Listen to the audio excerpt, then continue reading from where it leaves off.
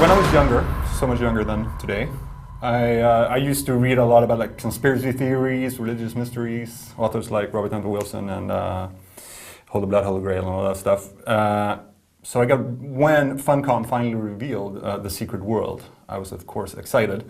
But for some reason, I've actually never attended a demo or a showing of the game very much, especially just at Gamescom last year.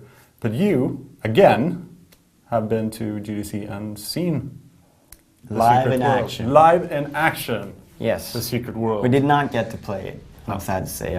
I said we would get to play it, but we didn't. What did they bring up now? Lots of new stuff.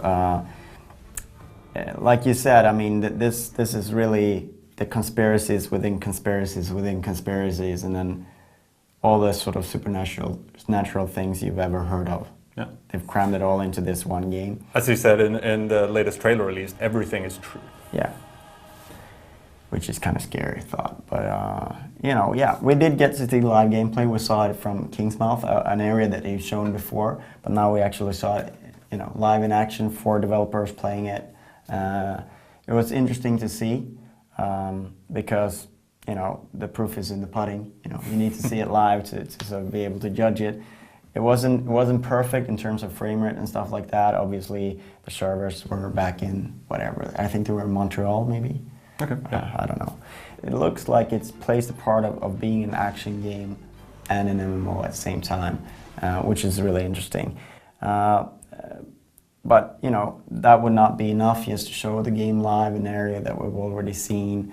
They also read the play versus player part of it, and they showed us some of the ways that they're telling story and giving you clues and, you know, making you go on these wild goose chases and trying to find, you know, find out the roots of the conspiracies. And in Kingsmouth, for instance, which is a town in New England that's been washed over by zombies, basically.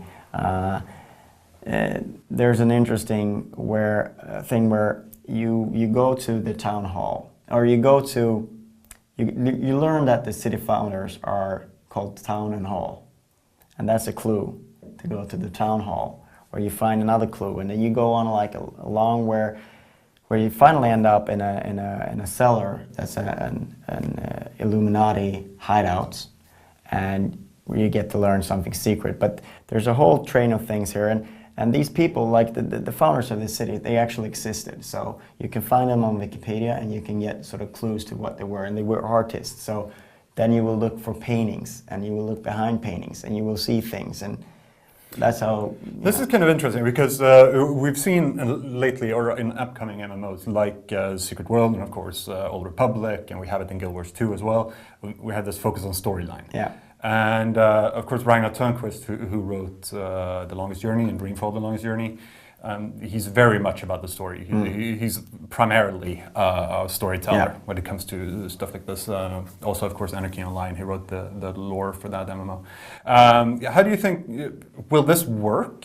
This kind of open-ended I think it's up to the player, really, because I mean, you can go do all this, and I think you can have a lot of fun if you do it in a group and you help each other out and you try to find clues and do all that. But I think that, you know, the day the game is released, you're going to find guides on how to do all these things and how to find these kind of things and how to do it the fastest, or how to, you know, speed things up. Which of course is the way a lot of people play MMOs. Yeah. You have the wikis, you have the guides, you have the leveling guides. Because you want to maximize your time there, right? You want to get things done. You want to earn XP, which you don't in the Secret World. Which you know.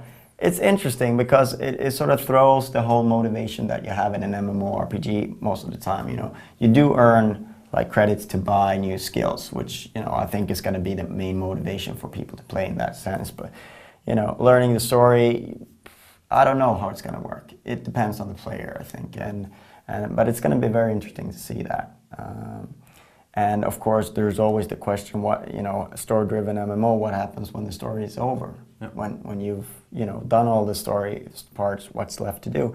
Of course, in the Secret World, you got player versus player, and I also think that they have things that they haven't really talked about, you know, later end game sort of things that they haven't really discussed yet. But the player versus player is really unique and different. I mean, it's more like a first-person shooter game modes that you'd find in a first-person shooter, and it really, you know, they've set it in different arenas all over the world, secret arenas, and you're fighting over artifacts to control artifacts, and that will be helpful to your faction. We don't know what it will do exactly. I mean, you can speculate that it will unlock different things for your faction, like quests, or unlock things in your hub city, or, you know, things like that. Or if you control it, it will help players of that faction during that time, or whatever. There are a lot of alternatives there, but they have to tie it up somehow, because otherwise it would just be sort of pointless for an MMO to go into these things, other than ranking on leaderboards. But it should be said that when it comes to the PvP, and you say you artifacts and your faction and stuff like that, there's always been, especially games like Warhammer Online and even back to Dark Age of Camelot, but it goes to the faction pride, that you're gonna take a stand against the other factions. And it should be said, thank you, The Secret World, for actually having three: the Dragons, Illuminati, and the Templars. Yes. Compared to what we've seen the last couple of years with only two factions. So and that really also changes, of course, how these PvP battles play out. You know? So, I mean, we're going to have like domination style, capture the flag style, normal sort of last man standing style battles. That's what they've revealed so far, but that's, you know, that's quite a lot of different kind of games modes. And what it really does as well is it allows you to sort of try out different decks and see how they work. And in different situations in these matches, you're going to have, you know, especially when, you know, in a capture the flag situation where you hold an idol or something like that, it's going to be very different where you want to be if you're, depending on how your deck is looking. And of course, the decking is something that we haven't even discussed yet. But your deck is 7 active skills and 7 passive skills, and you got like 500 different to choose from, and it's just overwhelming when you see it all on the wheel. The skill wheel that they use. So they've actually added something to help us a little bit, which is like paths to a certain type of character. Of course, you don't have to follow this. There's no class in the Secret World. It's all any way you want it, and if you have a skill, you can choose to equip it or not, and you can use different decks. Kind of like a mix between, I'd say, Fallen Earth and Guild Wars. Yeah, exactly. I mean, it has that sort of Guild Wars element to it, where you have the skill system there. And you know, I think it's something that's going to take some getting used to, just the way it works in the Secret World, because it's so real time and it's so intense, the combat, that you don't really, you really have to sort of find your way and try different things out to sort of maximize what you know. It's not that the same sort of fundamentals that you know about how to play an MMO aren't the same in the Secret World because of how it plays, basically, and the way the skills work. And that brings a lot more skill into the equation. I mean, and you know, the fact that, you know, you're not just going to be powerful because you played a long time. You're going to be powerful because you made a great combination, a few combination, or you've combined well with other players as well. Of course, that comes into it as well. You got, you know, and that's what really makes the PvP interesting, is you got 7 different skills, active, 7 passive.